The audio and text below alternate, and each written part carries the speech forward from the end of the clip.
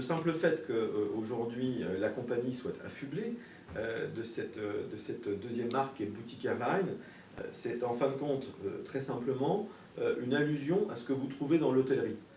Typiquement, aujourd'hui, quand vous allez chez Hilton ou quand vous allez chez Accor, vous vous retrouvez dans une grande chaîne. C'est un petit peu comme si vous voyez chez Air France ou chez United, vous allez voler sur une Legacy Airline, quelque chose d'assez traditionnel, d'assez commun. Quand on rentre dans chaque hôtel Hilton, on trouve la même chose ou à peu près où qu'on soit dans le monde. Le côté boutique est un côté personnalisation, est un côté proximité. Nous n'avons que 74 sièges lits à bord de nos avions et chaque avion. Donc, vous ne pouvez pas voyager si vous êtes passager avec plus de 73 autres personnes. C'est ça ce côté boutique, c'est ce côté taille humaine, ce côté proximité, ce côté qualité de service que nous essayons donc de matérialiser et de promouvoir depuis maintenant près de 2 ans sur nos routes entre Paris et New York et entre Londres et New York. Une autre compagnie en particulier qui utilise cette marque, cette notion de boutique airline. Alors il faut savoir que la compagnie l'a déposée en Europe, donc boutique airline. Personne d'autre ne peut l'utiliser en Europe, ce terme de boutique airline à part nous. Alors je préfère évidemment le terme de classe affaires low cost au terme de premium, pour une bonne et simple raison. Nous ne sommes pas de la classe éco-premium. La classe éco-premium, c'est quoi? Bien, écoutez, voyager sur United, voyager sur Air France, voyager sur British Airways, voyager chez Open Skies, et vous verrez ce qu'est de l'éco-premium. Nous, aujourd'hui, ce que nous faisons, c'est de la classe affaires. Et nous ne faisons que ça. Nous avons des sièges lits électriques qui se mettent à 180 degrés. Alors certes, ils ne sont pas totalement horizontaux, pour une bonne et simple raison, c'est que nous avons voulu en mettre plus pour préserver nos prix bas, d'où l'appellation qui me va tout à fait, celle de classe affaires low cost. C'est très exactement ce que nous faisons. Cela se ressent dans nos tarifs, puisque nous démarrons, nous avons même des promos parfois aux alentours de 1 000 € l'aller-retour TTC pour une personne entre Paris et New York, ce qui veut dire qu'on est 2,5 fois, voire 3 fois moins cher que ce que vous pouvez trouver en classe affaires ailleurs. En juillet 2014, avec des tarifs à 1 000 €. Vous voyez que 2 ans plus tard, on pratique toujours des tarifs à 1 000 €. Avec un modèle de siège, rappelons-le, qui est similaire. Pour la petite histoire, nous avons aujourd'hui un modèle de siège sur notre premier appareil qui est un siège de marque Contour, donc du groupe Zodiac, qui est un groupe français. Ces sièges, les mêmes, sont installés et déployés sur les A380 d'Air France à la minute où je vous parle. De la même façon, sur notre second appareil, nous avons préféré travailler avec le fabricant Recaro, qui est un fabricant allemand, et ces sièges ont été déployés sur la 380 de Lufthansa. Donc, en classe affaires, évidemment. Donc, vous voyez que nous avons des produits similaires à ce que font les autres. La différence notable, c'est qu'effectivement, nous ne faisons que ça, et que nous les vendons 2 à 3 fois moins cher donc, que ce que pratiquent les autres compagnies aériennes que vous connaissez tous. En matière de siège, une fois encore, nous souhaitons offrir ce que nous pouvons de mieux à nos passagers. Pourquoi nous avons travaillé avec Zodiac pour le premier appareil, puis avec Recaro? C'est tout simplement que nous avons considéré que le siège Recaro, qui était un peu plus léger, qui était un peu plus facile à maintenir, nous apportait un niveau de satisfaction qui allait être supérieur à celui que nous avions avec Zodiac. Une fois encore, en matière d'équipement à bord, ce qui nous importe, c'est notre cahier des charges initial. Notre cahier des charges initial, c'est de dire, nous voulons un siège électrique qui se mette en position lit et qui permette à nos passagers de dormir et de voyager confortablement, tout en ayant toutes les amenities que vous connaissez, avec le divertissement à bord, avec des connexions USB, avec des prises de courant pour vos ordinateurs, avec des tablettes qui sortent, avec une fonction massage, etc. etc. Bon. Sur ces modèles de sièges, vous savez, si demain je vais chez Zodiac, si je vais chez Thomson, si je vais chez Recaro, si je vais chez Iacobucci, et que je leur dis bonjour, je voudrais un siège qui n'existe pas, que vous allez développer pour moi, savez-vous quel est le délai? 3 ans, 4 ans. Donc je n'ai pas envie d'attendre 3 ou 4 ans. Ça, c'est le premier élément de réponse à vous donner, il est factuel, c'est celui-là. Ce sont les ordres de grandeur en matière de développement dans le transport aérien. Alors, bien évidemment, comme nous regardons des appareils de nouvelle génération, pour la suite, pour la poursuite de notre développement, donc au-delà du 3e appareil, Clairement, bien sûr que nous regardons de nouveaux modèles de sièges, mais ce sera pour la suite, ce ne sera pas forcément pour le troisième appareil.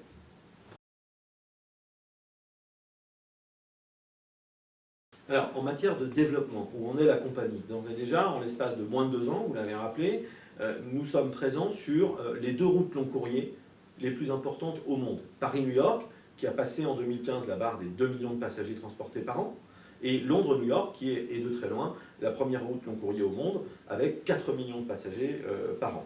Ce sont donc 2 marchés extrêmement significatifs sur lesquels la compagnie est implantée. Premier élément de réponse. Deuxième élément de réponse. Quand on constate cela, évidemment, on se rend compte qu'aujourd'hui, nous avons un quotidien entre Paris et New York, et nous opérons à raison de 5 allers-retours par semaine entre Londres et New York. Nous allons passer à 6 dès le mois d'avril, vers la fin avril. Nous allons passer à 6 allers-retours semaine, c'est un premier élément de réponse. Clairement, sur ces marchés qui sont les nôtres, nous avons vocation, et c'est vrai sur l'Atlantique Nord d'une manière générale, à renforcer nos positions, à renforcer notre offre. Ça sera en partie sur notre réseau actuel, en partie probablement depuis New York vers d'autres capitales européennes. C'est vraiment notre modèle économique. Nous sommes, à ma connaissance, la seule compagnie aérienne européenne à exploiter à plein ce que permet l'accord dit de ciel ouvert existant entre l'Europe et les États-Unis. Donc ça, c'est un premier marché. Pour ce marché, et pour l'adresser d'une façon ad hoc, les monocouloirs que nous exploitons aujourd'hui, le Boeing 757, est le meilleur appareil disponible sur le marché, le plus performant, le plus écologique, et accessoirement celui que nos pilotes préfèrent. Mais nos passagers également, et je pense que c'est important de le souligner. Derrière, nous regardons d'ores et déjà avec Airbus et avec Boeing, en l'occurrence l'A321neo et le Boeing 737-9 MAX, ces modules qui sont très intéressants, qui présentent pour nous des perspectives en matière de développement extrêmement séduisantes. Ce sont des appareils qui écologiquement ont une empreinte plus faible, donc qui consomment moins. Ce sont des appareils qui sont un peu plus légers, et ce sont des appareils dans lesquels, peu ou prou, nous pourrions mettre le même nombre de sièges, voire un petit peu plus, en matière d'équipement à bord. Le tout dans un confort d'appareils un tout petit peu plus silencieux, par exemple, qui nous vont bien. Donc nous sommes en train d'évaluer ces appareils. Ces 2 appareils ont un point commun, ils ne sont pas encore disponibles sur le marché. Clairement, quand nous parlons avec Airbus, et j'étais moi-même à Toulouse il y a quelques semaines, quand nous parlons avec Boeing, qui sont venus nous voir de Seattle il y a quelques jours, vous voyez que c'est quand même assez récent, eh bien ces 2 appareils, l'A321neo vient de faire son premier vol technique, il est encore en phase d'évaluation, et le 737-9 MAX n'a pas encore fait son premier vol.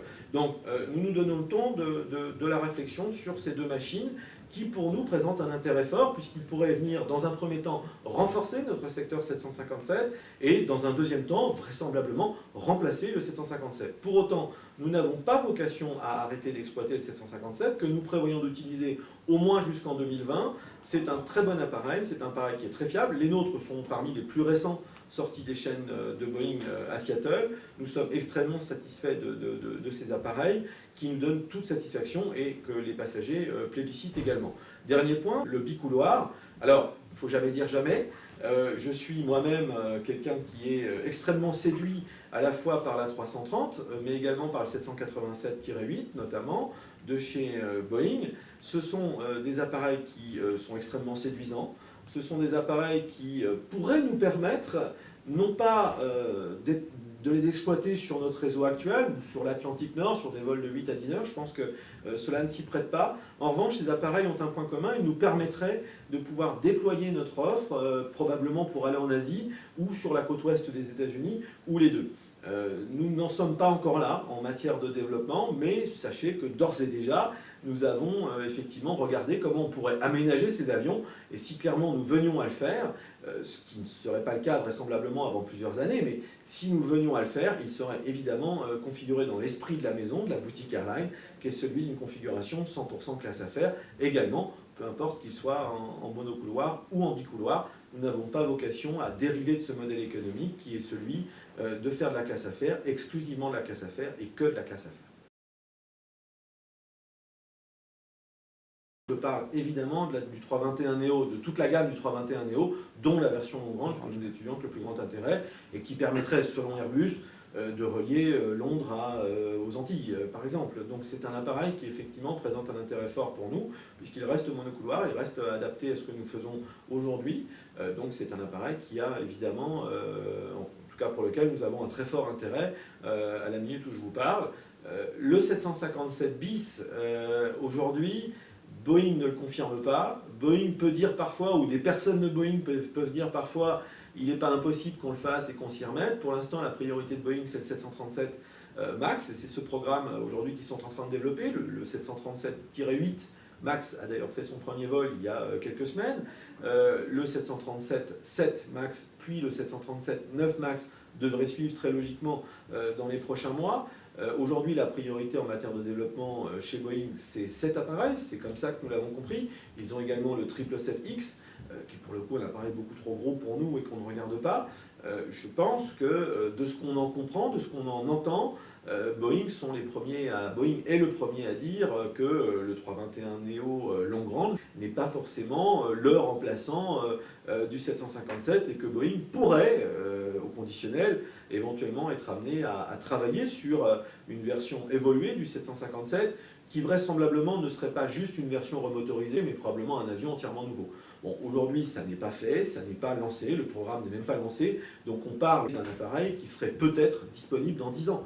Ce n'est pas aujourd'hui quelque chose que nous avons envie d'attendre pour continuer à nous développer. Donc vraisemblablement, nous irons probablement soit vers le 737-9 MAX, soit vers la 321 Neo LR, pour prendre le terme commercial existant et un peu barbare, je m'en excuse, mais ce n'est pas moi qui ai nommé cet avion comme cela, avant d'attendre une éventuelle version de remplacement du 757.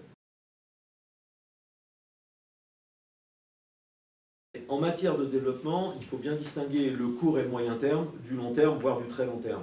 Sur le court et le moyen terme, notre vocation à la compagnie, c'est de nous développer sur l'Atlantique Nord, et exclusivement sur l'Atlantique Nord.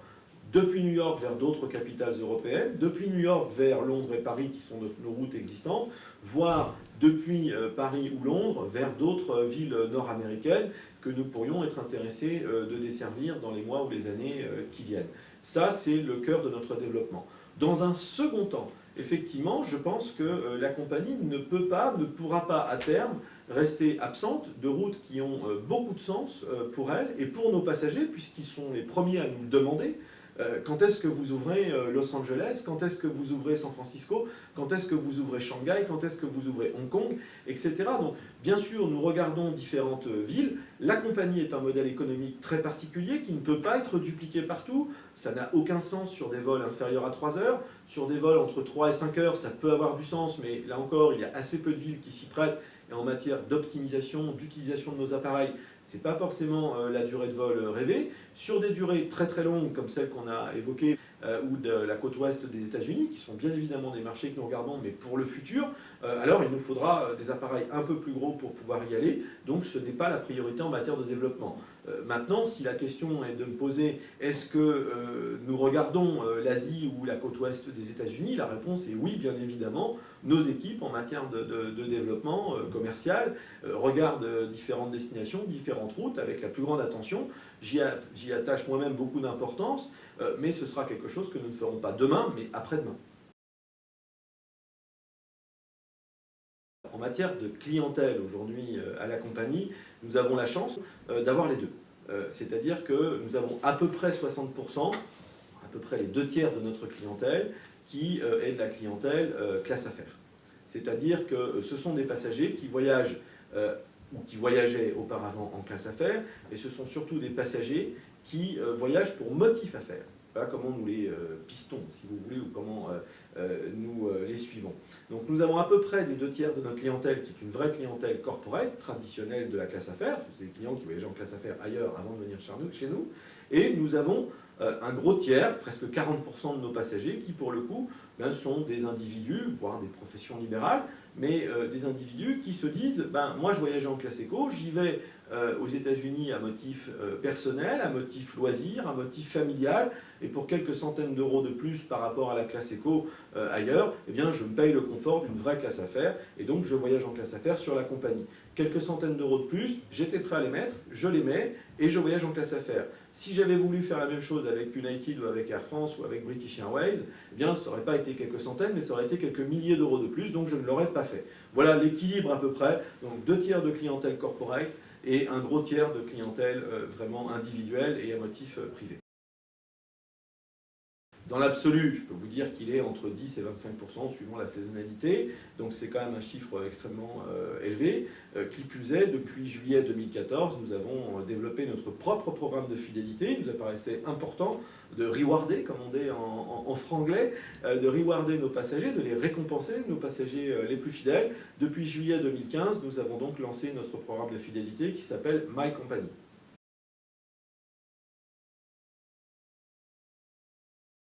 D'abord, je voudrais en profiter pour saluer mon ami Augustin de Romanet, qui dirige avec talent l'aéroport de Paris. C'est une mission difficile, c'est un emblème de la France. C'est souvent le premier point de contact qu'ont bon nombre d'étrangers quand ils arrivent dans notre pays, que ce soit pour motif affaires ou pour motif touristique ou familial.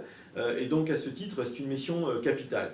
En ce qui nous concerne, nous avons été très agréablement et très sympathiquement accueillis à Roissy quand nous avons démarré nos opérations en juillet 2014. Je ferai 2 reproches à ADP. Le premier, c'est qu'en matière de salon aéroportuaire à Roissy et notamment au Terminal 1, à partir du moment où vous n'appartenez pas à une alliance, il y a quand même aujourd'hui une situation d'offre qui n'est pas satisfaisante. Je ne suis pas satisfait de notre salon à Paris, et d'ailleurs nos passagers nous disent, nous avons un magnifique salon à Londres qui est entièrement neuf, qui a été fait exclusivement pour nous, que nous opérons avec El Al en l'occurrence, et à New York, nous opérons également avec El Al notre salon aéroportuaire qui nous donne toute satisfaction. Celui de Paris n'est pas à la hauteur de ces 2 autres salons, je le déplore, et à ce titre, nous avons fait partie de ceux qui demandaient à ADP d'améliorer leur offre sur ce sujet. Alors c'est en cours, je sais qu'un nouveau salon est en cours de construction au Terminal 1 donc, que nous desservons à Paris-Roissy. J'espère dans les prochaines semaines pouvoir me rendre compte de visu de l'avancée de ces travaux et que cela ira dans le sens de l'intérêt de nos passagers, car c'est celui-là qui prime avant toute autre chose et toute autre considération. Ensuite, le deuxième reproche que je ferai à Aéroport de Paris, c'est que, si je puis me permettre une boutade, je trouve quand même qu'on construit beaucoup plus vite des satellites flambant neufs du côté du Terminal 2 que l'on ne rénove ou Orly Sud ou que l'on ne rénove le Terminal 1. Les travaux qui ont été entrepris et qui ont déjà été effectués au Terminal 1 sont superbes. Ça prouve que quand ADP veut faire les choses, bien, elle le fait. On peut simplement déplorer que ça aille moins vite d'un côté que de l'autre. Déjà, Norwegian, nous les connaissons puisqu'ils opèrent entre Londres et New York, donc sur une des autres routes que nous opérons avec une fréquence d'ailleurs plus élevée. Ce sera la même chose sur Paris-New York puisque nous opérons quotidiennement et nous n'avons pas vocation à nous arrêter à une desserte quotidienne. Sous-titre, nous souhaitons monter en puissance aussi bien sur Londres que sur Paris, alors que Norwegian va desservir la route à raison de 4 allers-retours semaine. Ça, c'est le premier élément de réponse. Le deuxième élément de réponse, vous savez, aujourd'hui, je pense que le passager aérien a de plus en plus de choix, a cette capacité à pouvoir choisir exactement son voyage comme il le souhaite, à le construire comme il le veut ou comme il l'entend. Et ça, c'est un vrai plus. Je fais partie de ceux qui saluent l'arrivée de Norwegian sur Paris-New York, de la même façon que j'étais ravi que Norwegian puisse s'installer sur Londres et New York, virgule, à partir du moment où Norwegian respecte les règles en vigueur. Vous n'êtes pas sans ignorer que Norwegian avait voulu monter un système un petit peu compliqué, pour ne pas utiliser d'autres adjectifs, pour l'embauche de ces pilotes notamment, qui avait été décrié par les autorités américaines, et je crois que les autorités américaines ont eu raison. Quand on rentre sur un marché, il faut, comme disent les Américains, play the ball. Et les Norvégiens n'avaient pas spécialement joué ou respecté les règles du jeu, puisqu'ils voulaient embaucher leurs pilotes par le biais d'une société de location de pilotes basée à Singapour, selon une base qui aurait été à Bangkok, enfin quelque chose d'assez tarabiscoté pour contourner le système. L'accord de ciel ouvert entre l'Europe et les États-Unis est très clair. Il permet l'embauche de vos personnels navigants techniques, soit en Europe, soit aux États-Unis, premièrement. Et deuxièmement, en ce qui concerne Norwegian, ils avaient déjà des pilotes sous leur AOC norvégien, qui leur permettaient donc d'embaucher des pilotes selon les mêmes conditions déjà en vigueur au sein de Norwegian. Pour en venir à l'offre maintenant, et qui est un volet important, non seulement je ne le perçois pas comme une menace, mais en plus ça vient renforcer, là encore, le choix du passager. Et c'est ça qui doit primer au final. Attention aux effets d'annonce. Je crois que Norwegian va démarrer aux alentours de 390 € l'aller-retour entre Paris et New York. À partir de, en classe éco, à ce prix-là, vous pouvez d'ores et déjà, à peu près, 10 ou 15 € près, voyager sur XL Airways, dirigé par mon ami Laurent Magnien. Et j'ai envie de dire, c'est tant mieux. C'est tant mieux pour plusieurs raisons. La première, c'est le choix. C'est-à-dire que demain, le passager particulièrement smart, comme on dirait en anglais, particulièrement bien informé, bien, vous savez quoi? S'il veut vraiment rechercher un prix, aller à New York à tout prix, et que c'est un bargain hunter, comme diraient les anglo-saxons, eh bien, il pourra voyager sur Norwegian ou sur XL Airways. Et s'il veut voyager en classe affaires, il voyagera chez nous. Cette alternative de choix par rapport à ce qui existait, à savoir les 3 alliances, que sont Star Alliance, SkyTeam et OneWorld, eh bien, tout cela vient donner plus de choix aux passagers. Je m'en réjouis et je pense que tout le monde devrait s'en réjouir, car cela va permettre aux passagers de choisir exactement le voyage qu'il veut en fonction de ses attentes et de son budget.